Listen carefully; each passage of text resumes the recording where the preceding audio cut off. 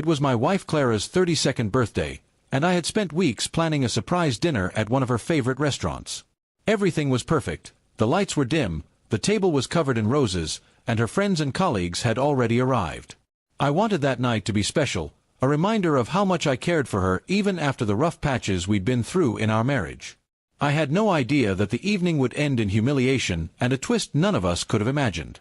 When Clara walked in, her smile was radiant. She looked genuinely surprised and hugged me in front of everyone. For a brief moment, I felt proud. I thought I had finally done something right in her eyes. But sitting just a few seats away was her mother, Mrs. Collins, a woman who never liked me and never hid her disapproval.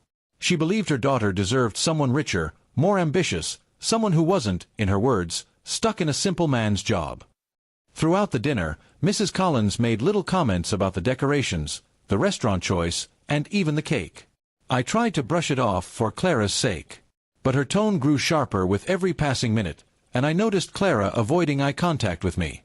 Her boss, Mr. Peterson, was sitting nearby, watching quietly. He was a respected man in their company, known for fairness and for treating employees with dignity. The breaking point came when the waiter brought the cake. I stood to give a small toast, thanking everyone for coming and expressing how grateful I was for Clara's love. But before I could finish, Mrs. Collins interrupted, her voice dripping with bitterness. "Grateful?" she sneered. "You should be grateful Clara even married you. You failed to give her the life she deserves. Look at you, still struggling while she's climbing the ladder at work." The room went silent. My hands trembled slightly, but I didn't respond. I could feel eyes turning toward me, some pitying, others awkward. Clara didn't say a word. She just stared down at her plate, not defending me, not stopping her mother. That silence hurt more than any insult could. Mr. Peterson cleared his throat. "Mrs. Collins," he said calmly, "I don't think this is the right place for that kind of comment." But she ignored him, continuing her tirade about how I was holding Clara back, how I lacked ambition, and how any real man would have given her daughter a better life. I wanted to leave, but something in Mr. Peterson's face told me to stay. He wasn't done. After she finished, he leaned forward slightly and spoke, his voice steady but firm. "It's strange," he said, "because from where I stand, it's not your son-in-law who seems to be failing, it's your daughter. Clara has been careless at work. She's missed deadlines, taken long breaks, and gossiped about colleagues during office hours.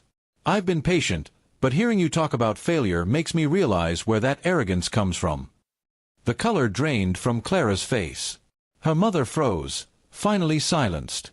The entire table fell into a thick, uncomfortable quiet.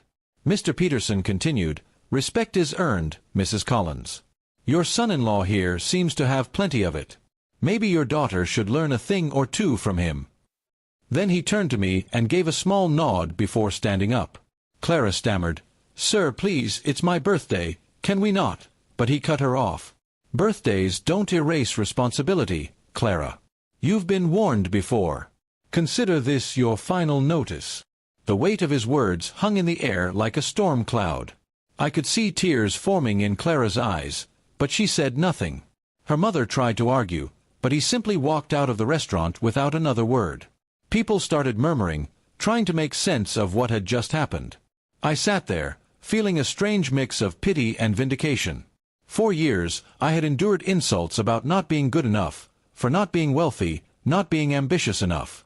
And yet, it turned out the woman who constantly criticized me was hiding her own failures. Clara left the table in silence, following her boss outside. Her mother glared at me as if everything that happened was still my fault. But I stayed seated, trying to collect my thoughts. The celebration had turned into a scene of public embarrassment, for her, not me. And for once, I didn't feel small. When we got home later, Clara apologized softly. "I didn't know he'd say that," she murmured. "I'm sorry Mom said those things." I nodded, but my silence said everything. The damage was done, not just to her job, but to our marriage. That night, she saw clearly what her mother's pride and her own silence had cost. A week later, I heard from a mutual friend that Clara had been let go. Mr. Peterson had followed through on his warning. She was devastated, but maybe it was what she needed, to see that words have consequences, and respect can't be demanded, it has to be earned.